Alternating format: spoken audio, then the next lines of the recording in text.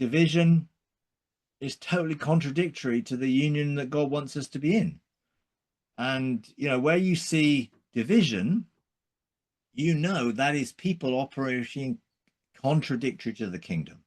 Where you see competition and competing for the biggest and the best and, competing for one another rather than being in covenant, and in covenant wanting the best for the other person, is a different dynamic. What's mine is yours, what's yours is mine. There's no competition there. We don't have a limited number of resource. We've got the abundance of life that God promised, so we can bless each other and be a blessing to each other. And then if you're operating in competition, it's always going to bring conflict. And then people are in conflict with one another at a level of division or separation, like in the church, or at war with one another in the world because of competition. We're competing for territory. We're competing for trade. We're competing for all the things which are manna. This is something I've been kind of thinking about and exploring a little bit. I have to say, I don't really have a good understanding of quantum mechanics. I have some books which have sat on the shelf and I have not quite read yet. So please bear with. But I'm just wondering, I was looking at one of your online writings about limitless energy, and I've heard Nancy talk a little bit about it, and you talk a little bit about it. But I do have a question. In one of your writings, you mention, of course, the importance of drinking from the living water of the Spirit and how the fountain of living water flows to the core of our being, which you describe as the Merkaba. And you talk about, of course, the living light energy, the quantum, the lumens, I think is what Nancy calls it, that give us access to multi-dimensional places through our inner portals. And then you talk about how to activate the flow and open up the energy gates, like some people call the chakras. But what I'm wondering is, can you expound a bit more on this idea of how to really activate the flow? A roadmap is like really helpful. I know you start with focusing on Jesus, but what's your process as you go through that we might, as we begin to explore this with the hope that others can, kind of tap into what you guys have been doing. Okay. It's a huge topic in one sense. It's enormous, I know. If you break it down into a very simple thing, ultimately, it's how we were created to be. And therefore, it's not something that we should try and do independently from our relationship with God. So it's got to flow. The energy, the life is spirit. It is life. It's energy, light. It is the essence of God, really. So we're not really trying to do something which is independent energy from God himself. So when Jesus said, drink this water, he said this will become a fountain in you, bubbling up to eternal life. So in a sense, that is spirit that's in us that is able to activate all of the energy we need for everything, until for me it became a state of being. So I learned how to drink that water effectively. We're talking about an analogy. Jesus said, whoever is thirsty, come to me and drink, and I will give you this living water. But he also said that this will become a river flowing within our innermost being.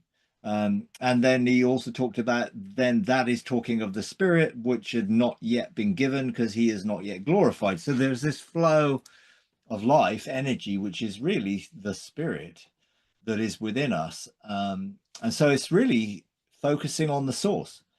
So my source is him.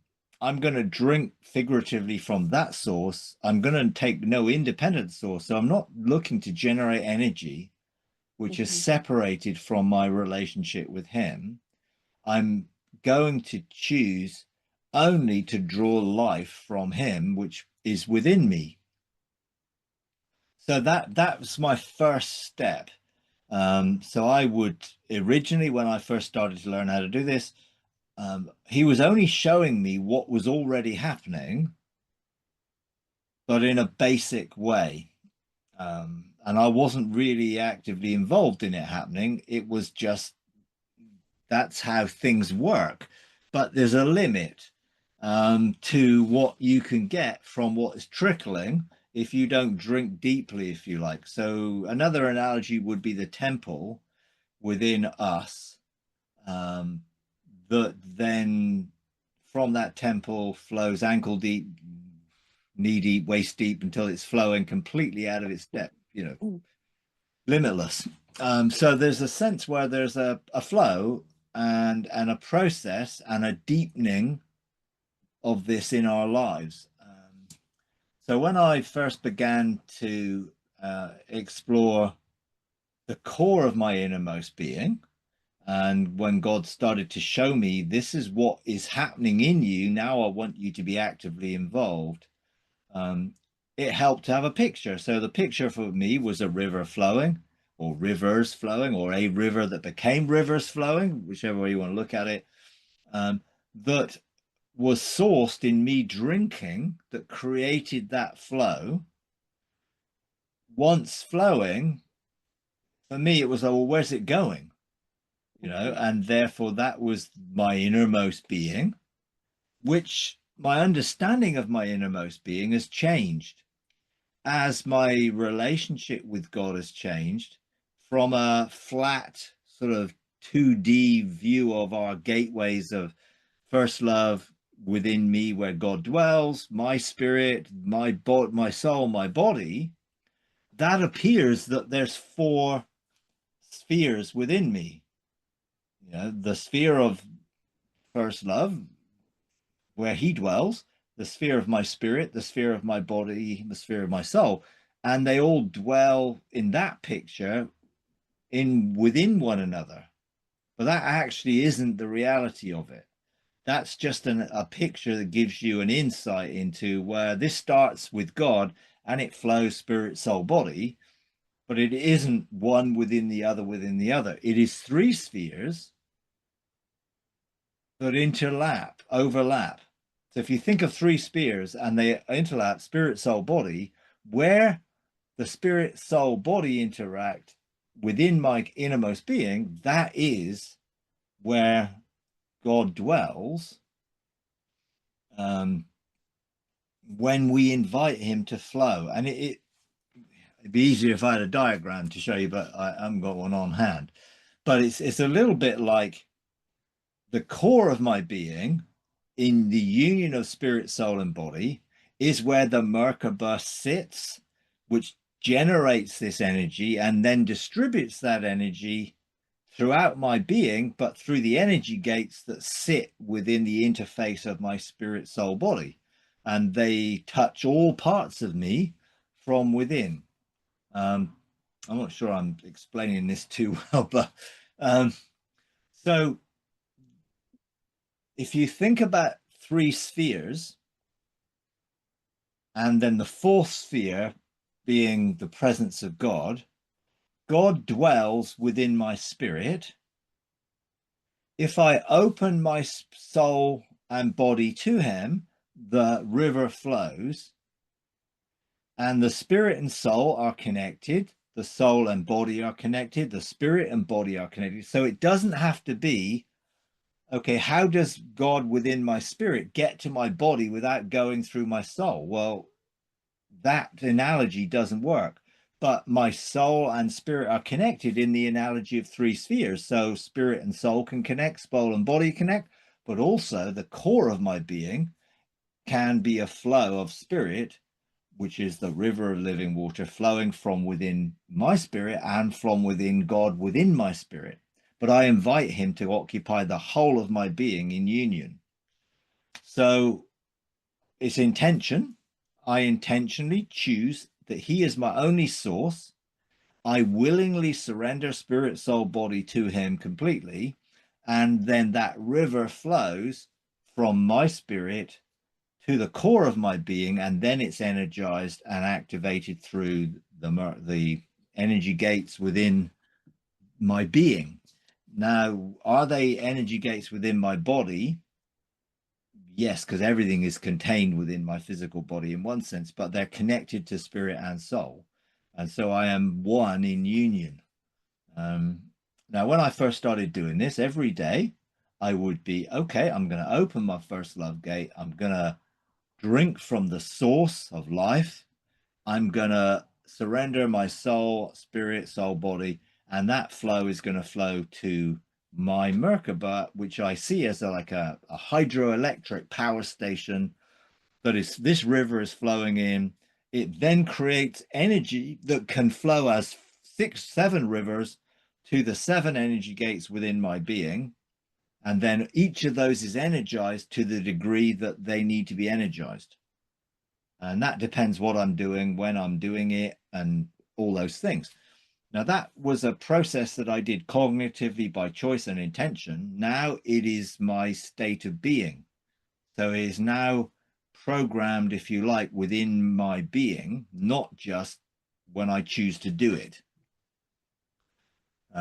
So like a computer has 3 sorts of memory.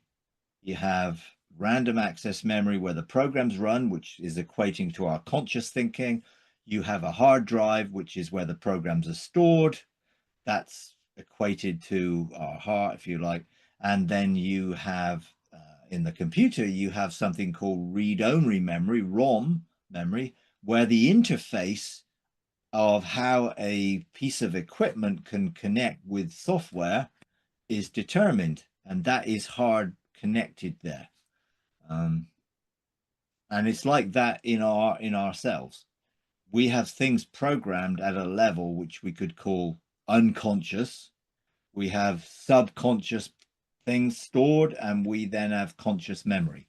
And literally one thing from my conscious memory, which is stored within my subconscious memory, can then be hardwired, if you like, programmed into my subconscious, unconscious. So it all flows. So you don't have to think about how to breathe. You don't have to think about how your heart pumps blood around your body or any of the organs of your body work.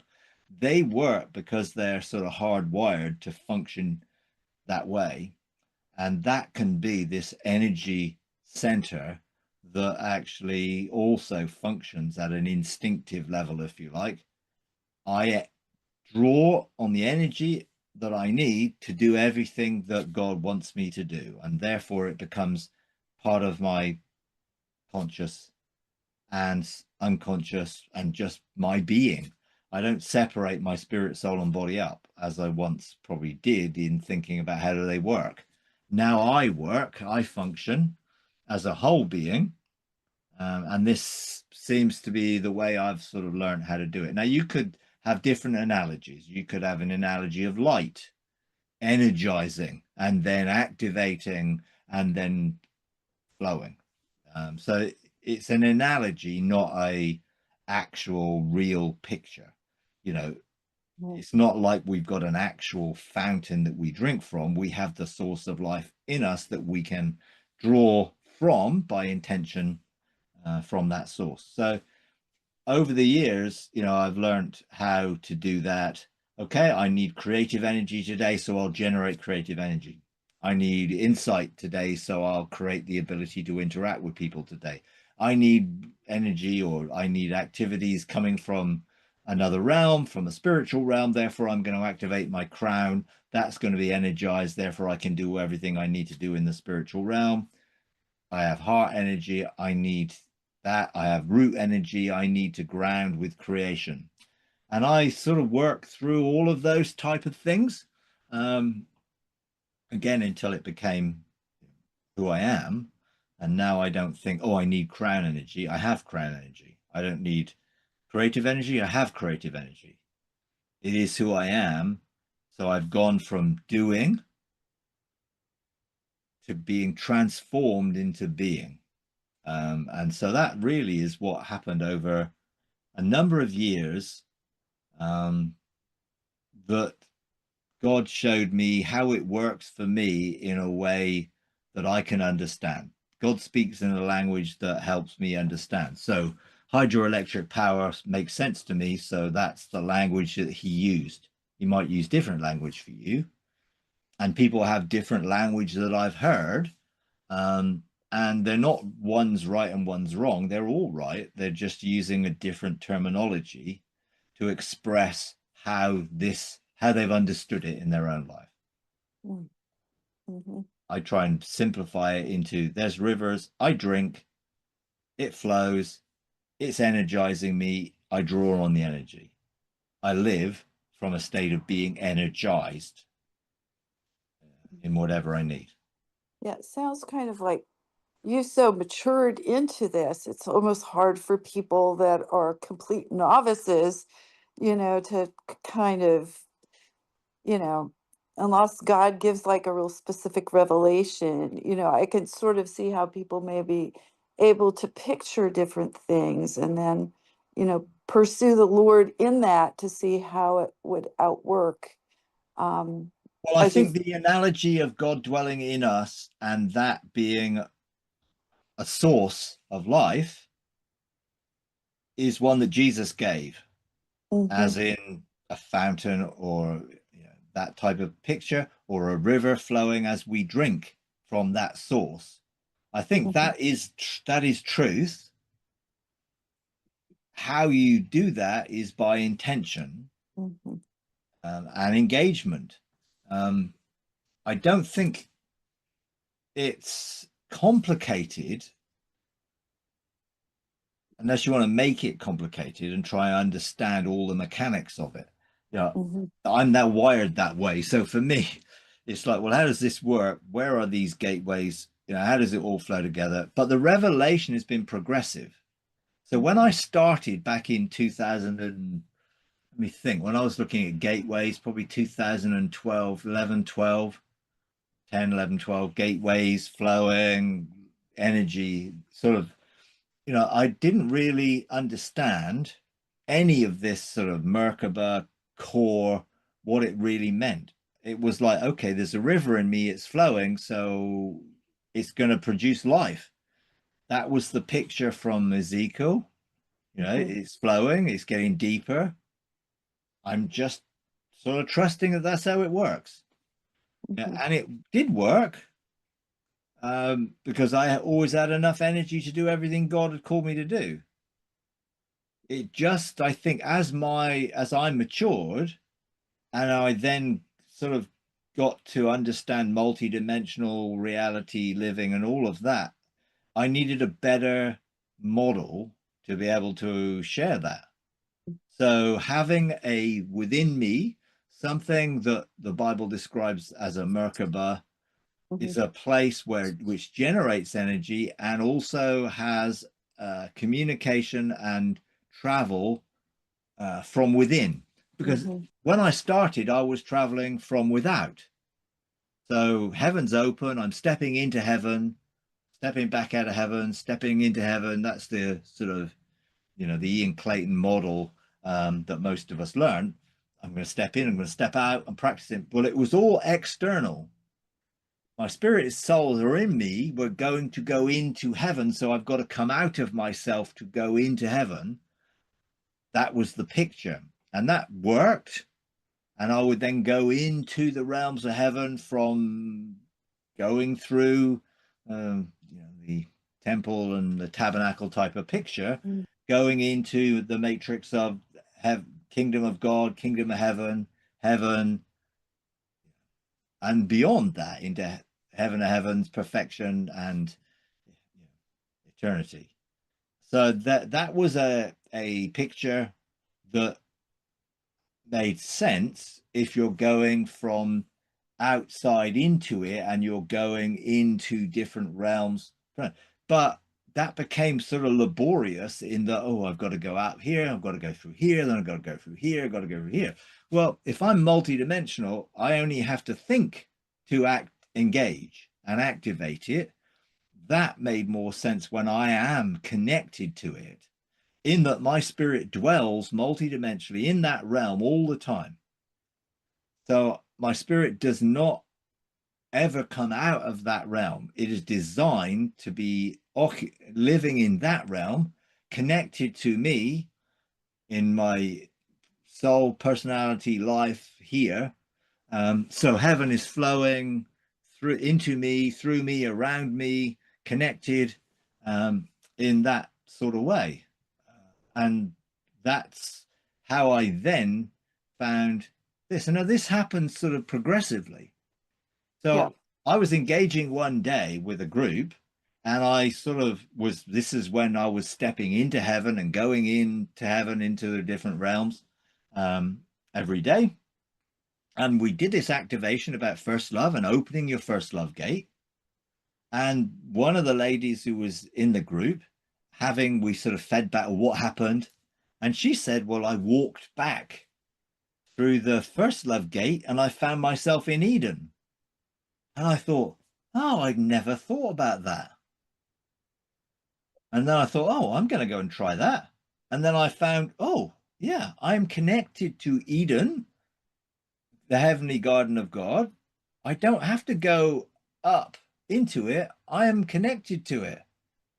Now that happened even before I was dwelling in that realm all the time. So I thought, oh, I can access from within. Therefore, I'm connected. There is you could say, a wormhole from Eden into me, where the river of life flows from there into me, and I can follow that river back.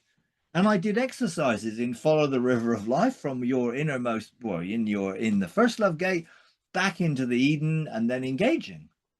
So it became a sort of progressively unveiling revelation that God gave me as I was able to understand what that revelation meant, until when I then dwelt in that realm all the time after my soul and spirit were separated, reintegrated back in 2012. Then now I dwell here. How do I relate to me dwelling there and me being here on earth? And that is where I'm connected inside me. This is a connection point. Then that developed into, well, wherever I am and wherever I've been, I can engage just by thought, and I'm there in my conscious soul with wherever my spirit is in that realm.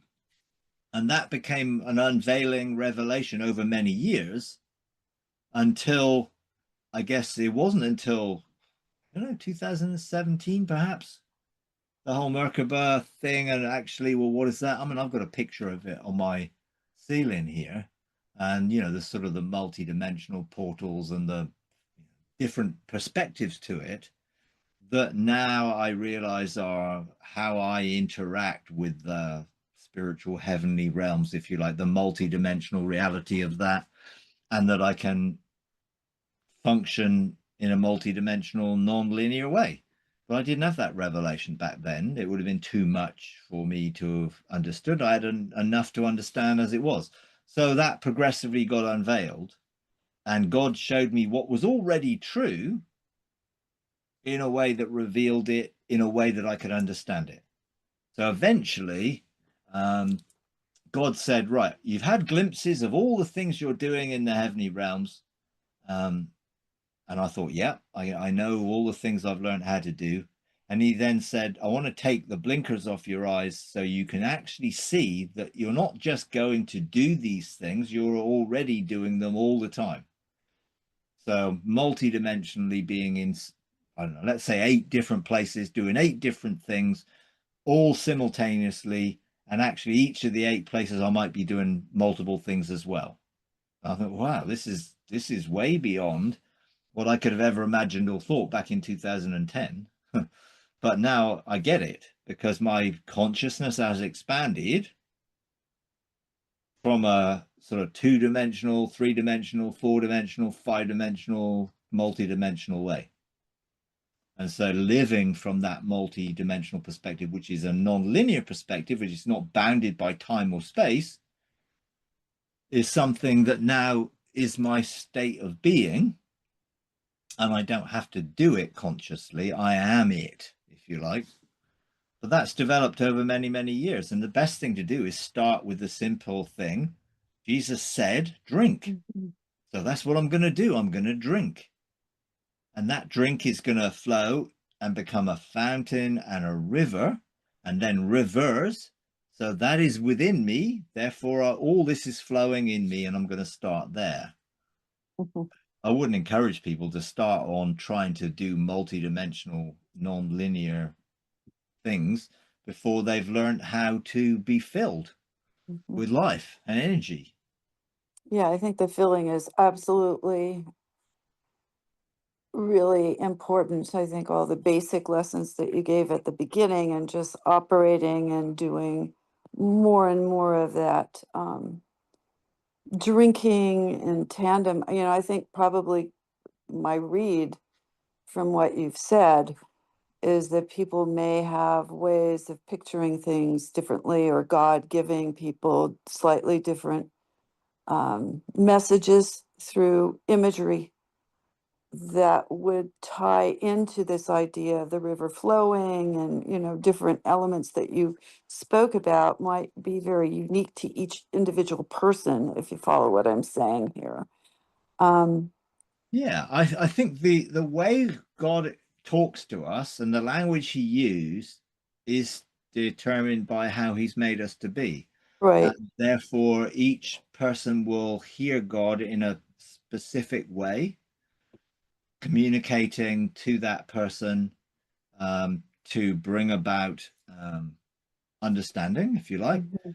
And people have different ways. Some people are more nature people, so God might use more nature. Some people might be more scientific, so he might use that sort of language. And some people may have just their own communication that he Mhm. speaks to them and they get it. If they were to try to describe that to someone else, other people might not get it because they're like, what? You're speaking another language. Mhm. But that's okay. And the principles are the same in every thing. Whether you use an analogy of a river flowing, which Jesus did, or you might use light or energy and what that might mean, or it might even be simpler than that. Mhm. Whatever the terminology God uses with you, you just go with that flow. Mhm. Mhm. And you know, I think the key is it is a flow. Yep. It isn't Maybe. just it's just there. It flows from a source, Mhm. and that source flows into us. Mhm. Yeah, I very, drawn to this. I'll just share with you, Mike. Years ago, I got a prophetic word years ago Mm. at the height of the renewal. And I knew it was a real word from God. And it was from a pastor who was very prophetic. And he said, the book of Ezekiel is going to be very important for you. Yeah. And following that, I mean, numbers of signs. At one point, I got a license plate with the number. Part of it was Ezekiel, EZE, with four numbers that followed after. I thought, oh, that's another sign. And just several other things, including this, heavenly encounter where I'm zooming through the heavens. And I'm, believing that in a certain sense, it was like a chariot ride, in a Merkaba, however you want to describe that. So I've had these things and I'm hungering for more because I just felt like there was another deeper, richer, wider, bigger, something that I'm still trying to move into. And maybe I'm trying too hard rather than just resting in God. But there is that thing that is drawing me, if you know what I mean, to this. And yet I sort of see there are little steps that I've taken, but probably there's more for me to take. And so I've been trying to figure out, okay, you know are there some correction points that I have to go with here? Or I don't know if you have any thoughts on that. Well, yeah, I mean, just stay relational. If God will lead you on this journey, if you just keep following him, you might be drawn to something. Then it's like asking him, okay, can you open this up for me? can you lead me into a deeper perspective to this, or bring me into a deeper revelation of it, and just let him open up that for you? Mhm. I think having the desire to pursue something needs to be done at the pace that God is walking with you in. If you try to run ahead, you're going to get lost. If you lag behind, you're going to get lost. So it's just walking in step. And I think just keeping in step, sharing your heart, see how he opens that up for you is the key. You Yeah, know, that's right.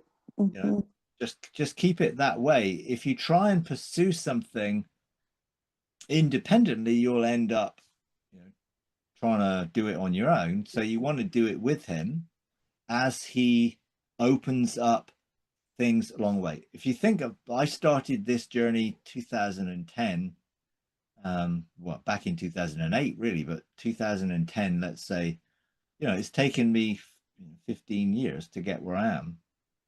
For the first 5 years, it was all basics. Now, some people will say, well, that's not very basic. You're going into heaven, you're doing all this stuff. But from what I'm doing now and how I see it now, it was very Mhm. basic. But that's what I needed. Mhm. And that was okay. That's what God knew that I needed. I mean, Jesus said to the disciples, look, there's so much I want to share with you, but you're not able to bear it yet. And actually, most of them were never able to bear more than we are now. You know, I think people think the early church had it all. They didn't. There was a progressive revelation that was to come that was going to bring them also into the fullness that was promised, which has carried on. And therefore, I think just enjoy the journey, not sort of looking always for the expectation of what the journey will end in. And then you're not enjoying it because you're thinking, well, I'm not there yet. I've not got this yet. I'm not there yet. I don't understand this yet. I just rejoice and celebrate where I am. And I've done that all the way along. And even when didn't know virtually anything, I was still celebrating and rejoicing the wonder of what I had then, because that was way more than I ever knew before.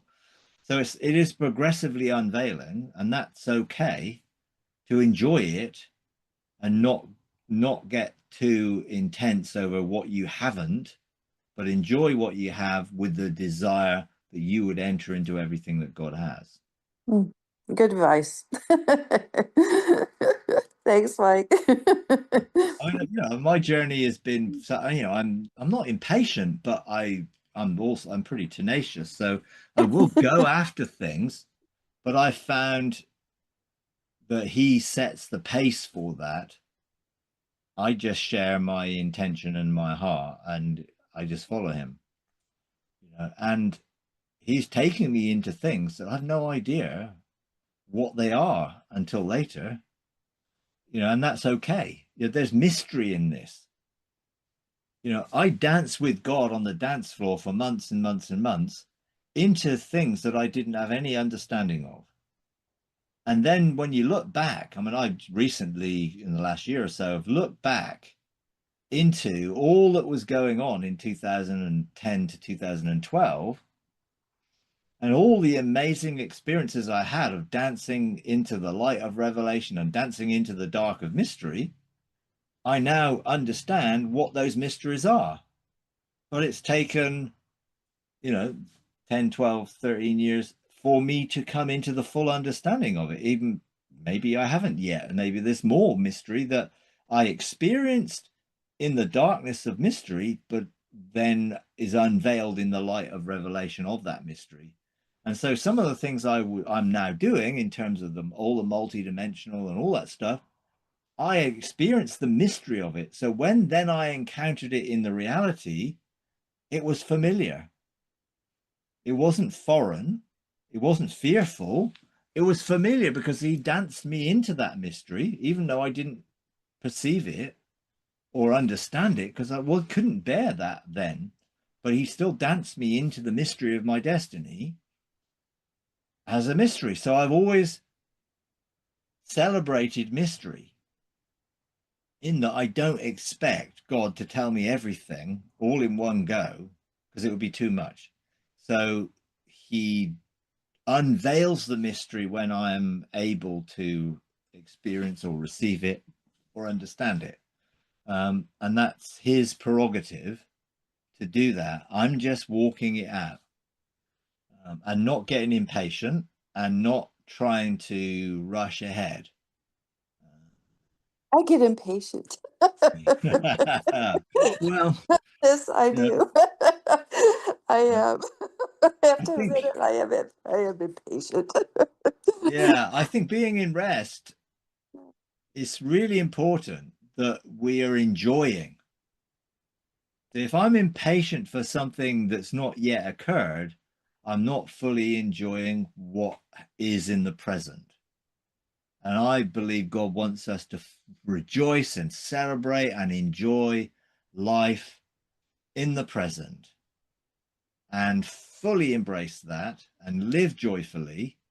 And then that will open up for the joy set before us. There's more joy set before us that we can walk into when we're living in the joy in the very present. And I think that's really important, to rest in it, not strive. You know, Yes. you don't have to, Great. some people, the whole thing in Hebrews where it talks about, labor to enter rest, that was their Old Testament experience. They were laboring through the law and all that stuff to try and enter a rest that God had already offered them for free. And they were trying to earn it. No wonder they were weary and burdened, as Jesus said to them, all you are weary and burdened, come to me and find rest. What he was saying was the Old Testament, the Old Covenant, all of these laws, and as you're burdened and weary with all this trying to do and trying to strive, and you've come to me, I'll give you rest. But they had to come to him. Therefore, they had to leave that old system to come to him and follow him into the new. Many of them did, and many of them didn't. And therefore, they were still weary. And it's hard work trying to maintain a whole system of following a set of laws that you never feel able to. And then you've got to do all these offerings to appease God for the way that you didn't manage it. No wonder they were weary and worn out. And Jesus offered them rest in him, offered them identity in him. And a lot of them refused. We just need to rest in what he's already done until it actually is outworked in our life as we continue to walk with him on a daily basis and enjoy life with him. Just relax, Yeah. and don't set your own agenda. I think that's one of the things I've learned over the years, is to enjoy engaging with God without me setting the agenda and let him do it. I don't come with, oh, I've got these things I need to talk to you about, or I just want to be with you. That then opens up whatever he wants to share. And then if that opens up things for me to share, then I will. But I don't set the agenda for my times with God. He sets that. And now it's a continual relationship, which isn't based on, well, I'm going to have these times and this time and this time. It's just a continual sensing and living in his presence and enjoying it. Yeah. Mike, I have found, like the ocean, I mean, it's like an ebb and flow, or, ebb and tide. I don't know the term. Sometimes it's high tide and sometimes it's low tide. And it can seem frustrating, but it's still, it's still continuation. It's still growth. But it's like sometimes the tide is high and sometimes it's low. And I'm like, oh, I don't know Yeah, if I'm making absolutely. it. Yeah. Yeah, no, there are seasons is another way of putting it. Sometimes there are quiet seasons. Sometimes there seems like nothing seems to be happening too much, or it's a slow process. And then sometimes things accelerate and wow, amazing. And that's, I think, okay, because God knows the seasons that we need to be in. And if we're happy and content to stay in that season, like you were saying, well, the tide is low, great. Well, let's enjoy the beach. If the tide is high, well, let's enjoy the sea. no, I wish the tide was higher. You know, well, no, the tide comes in twice a day. And there are periods where, you know, where I was brought up, we had big beaches that had a tidal flow of probably about 100 meters. So the tide would come in over the beach about 100 meters, 100 yards every day. And then it would be, there was just a bit of beach left at the top at the end of the day, well, when the tide had come in. But when the tide was out, you enjoyed the beach. We used to play football and volleyball, and we'd play cricket and things on the beach because the tide was out and we had 100 yards worth of beach to play with. And then when the tide came in, we'd all move back up to the sand and enjoy sitting on the sand and or swimming in the sea, you know.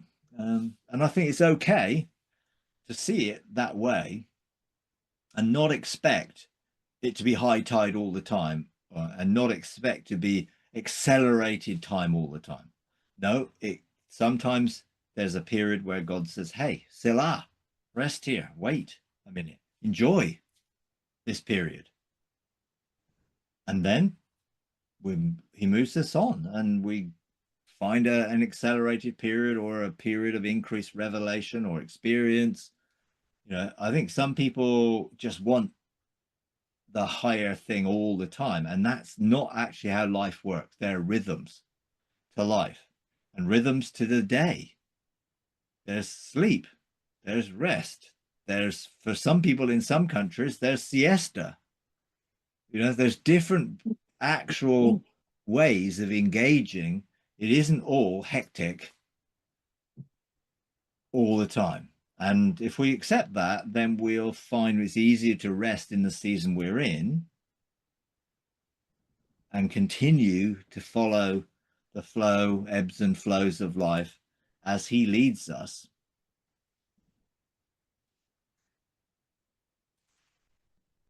Yeah, sometimes it's rock and roll, sometimes it's the blues, sometimes a little reggae, and sometimes classical. No. Yep, and that's all good. You know, it's absolutely how it should be because there's variety. God is multifaceted, manifold, and does things in a variety of ways. And you never get bored with God in a sense, because you know, he's always going to be surprising us in a way. And therefore we don't have to get into a rut and a routine and it gets boring. And, you know, it's like, no, today, tomorrow may be different, and that's okay. Yeah. Have you found that? No, I'm talking about the prophetic movement. Yeah. Have you found that many prophets see something and they don't take the time to ask for greater understanding? I've always been given things and I'm like, help me understand what that means, because sometimes what you see, he's not, you know what I'm saying, I think. Yeah, I do. Well, Yeah. you always got to ask him for greater understanding. What are you saying? What's more? I'm not, this looks like that, but, what are you saying? Yeah. I mean, I would say the prophetic movement, I mean, obviously there's lots of different prophetic streams around the world, and they're not all the same. In the US, the prophetic movement linked to the Elijah list and all of that type of thing seems to have become very focused on a political agenda and seem to be interpreting things that they think God is saying in a very political way. Mm-hmm. And I'm not really convinced that that's the correct way.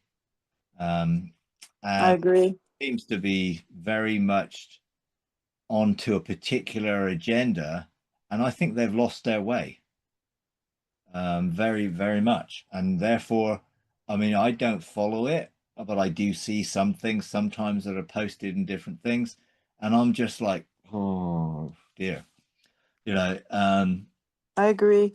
You know, I do. and I think sometimes, yeah, movements have to move, otherwise they stagnate. And if it's a prophetic movement, then keep moving by following where God is going. And it seems that, you know, there's an area where they're still trying to do the same sort of stuff that they were doing 10, 20 years ago. And God is moved and things are happening differently. And therefore, yes, some people may still be receiving some revelation, but they may be interpreted, as you say, out of their past understanding when that revelation relates to present understanding that they don't have. And therefore they can come up with a completely different meaning to something than God meant. And it's always sad when a move of God ends up getting stuck and not going forward, and sometimes even opposing what God is then doing with others. It should be continually going forward and moving forward with God. And I'm not knocking individual people, but I find I don't resonate with them anymore. You know, I used to listen to that stuff 20 years ago, and some of it was like, it seemed like it was prophesying stuff that was now happening, and they're missing what is now happening. You know, it's like almost the things that they believe God was saying is happening, and they're not seeing it, and they're not involved in it. And I think the biggest example of that would be, you know, Bob Jones prophesied a sort of 100-year period or something of different decades of God doing things. And I think this decade is supposed to be the decade of rest. Well, I concur with that. But I don't believe that people who may be following the prophetic movement are living in a state of rest or understand what rest is. And therefore, maybe they've missed out on what God actually really meant by what he was saying. And I remember talking to Bob Jones as part of the cloud of witnesses over a prophetic word he brought years ago about revival breaking out when the Kansas City Chiefs would win the Super Bowl. And what did that mean? Because people were expecting something with the word revival to probably mean some move of God that brought many people into the kingdom or did supernatural things within the church, or whatever it might have been. And that was the expectation of it. And in reality, I spoke to Bob Jones and said, well, what did you mean? He said, well, I used the language that I understood, trying to convey something God was saying. I wouldn't use the same language now I know in more fullness what God was trying to convey. And he also said, and isn't it sad that people are still listening to things I said and focusing things that I said years and years ago, rather than hearing what God is saying today by coming here and engaging with God themselves, which I thought was quite an interesting perspective from someone who was known as a prophet and who prophesied a lot. But he was now seeing I think the reality was, rather than prophesying what God was saying, he should have been encouraging people to go and hear God for themselves, and opening up the realm of heaven for them. And I think a lot of the prophetic movement, or people who were associated with it, almost kept people from the truth rather than opening up the truth for them to experience for themselves. And it was always a bit of a, well, this is a higher level, or that type of way of thinking about it. And I'm not sure they did anyone favors by not helping them to engage fully for themselves. But I do believe God does seasons, and if this is a season of rest, entering into a season of immortality, which was another season, that whatever that meant, then we need to be engaging God for the meaning of it, not just going by the words that were spoken by someone who used words to convey as best he could what God may have been trying to say. And there's always the prophets prophesy in part, to a degree that they don't necessarily get it all.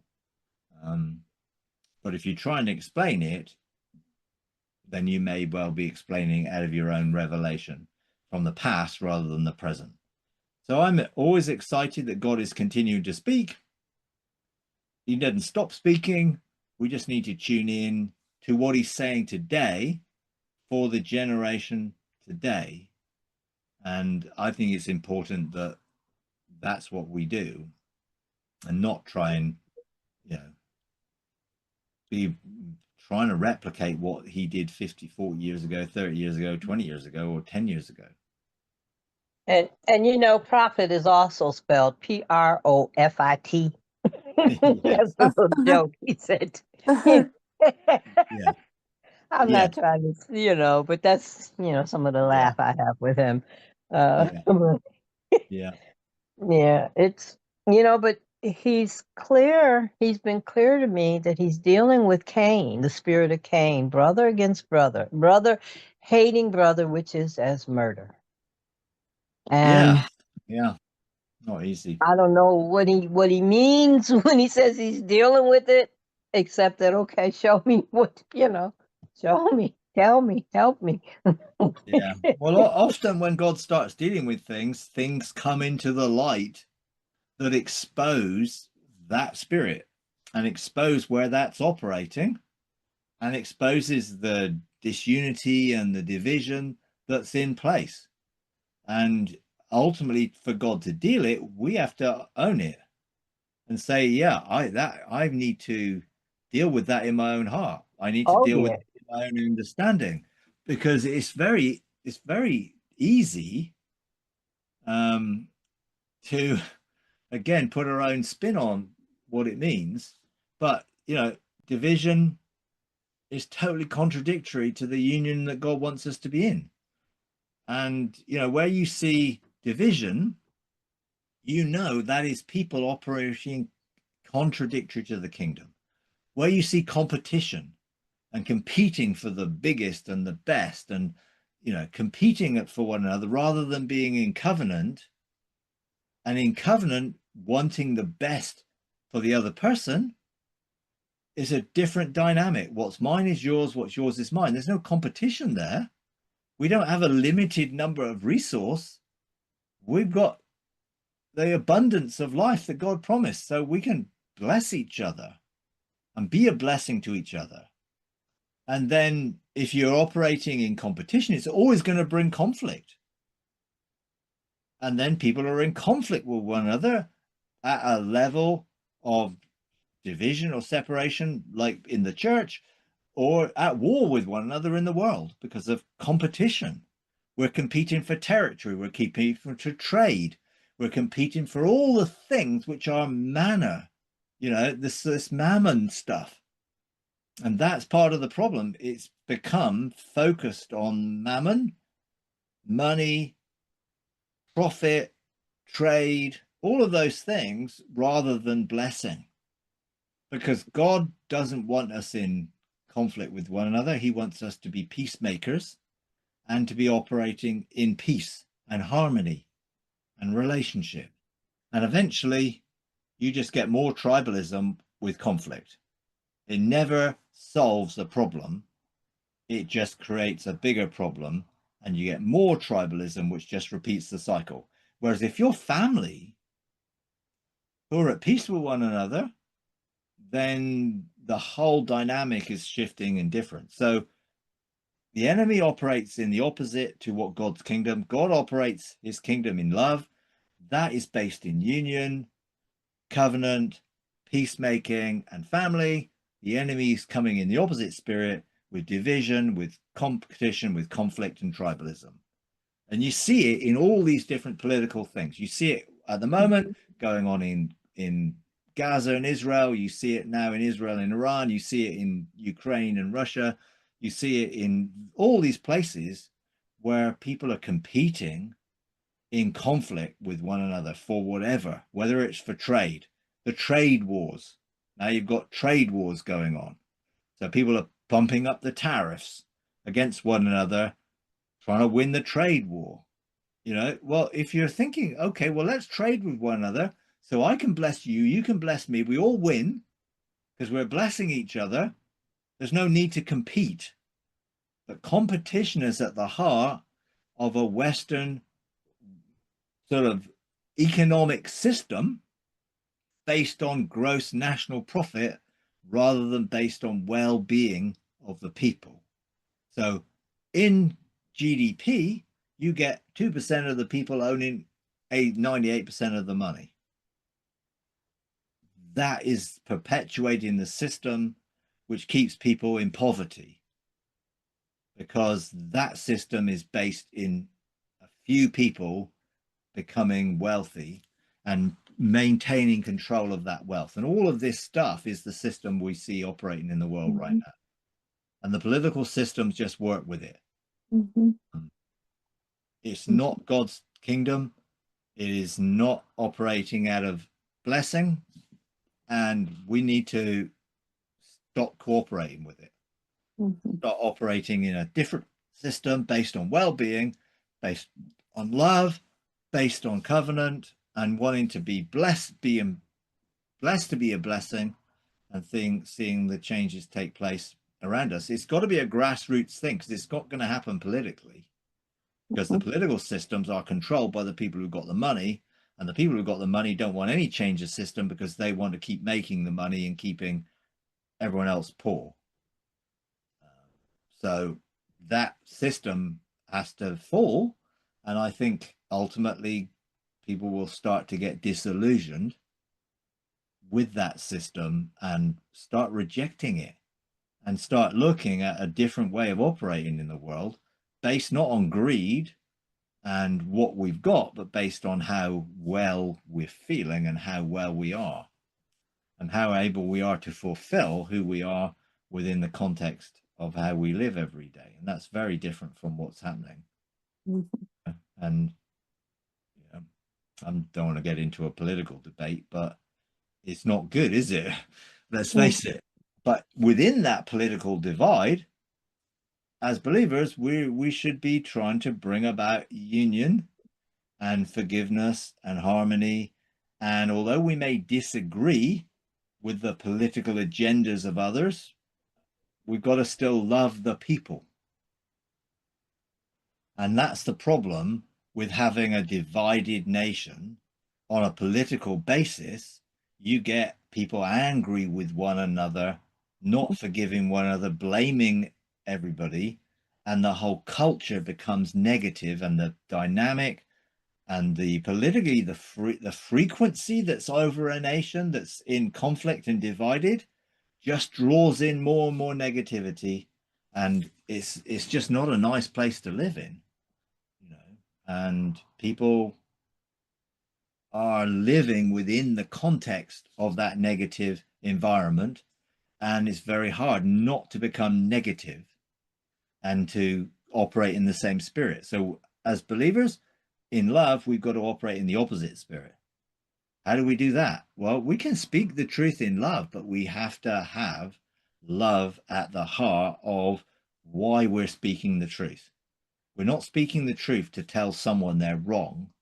We're speaking the truth to help someone come into the revelation themselves, rather than blaming them and pointing the finger. And ultimately, that is not going to work.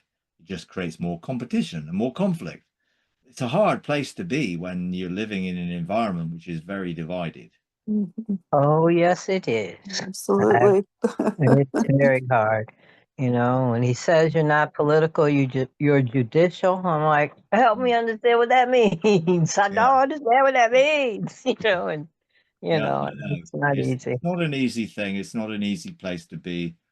And ultimately, we've got to be peacemakers to bring about judicial peace, which is based on the judgment of what Jesus has done and the judgments that are already made, so we can exercise those judgments to bring about blessing and to bring about peace and to bring people into the joy of life, you know. And it's not easy when you've got contradiction all around you in the political arena and the economic arena and all the other arenas that we live in. We've got to live in a kingdom dynamic on earth as it is in heaven, which is not the easiest thing to do, but we need the empowerment to love one another as he loved us, unconditionally, even if we disagree with people's prophetic view, political view, every other view. We still need to love them. And that is obviously a hard thing to do, but inspired by the fact that he loves us unconditionally, then we can be motivated to love unconditionally as well. That doesn't mean we have to agree with people, but we can still love them and want the best for them and the dynamic in which we live. If you enjoy these videos, would you please take a moment to like, comment, and subscribe? It really does help. Thank you very much.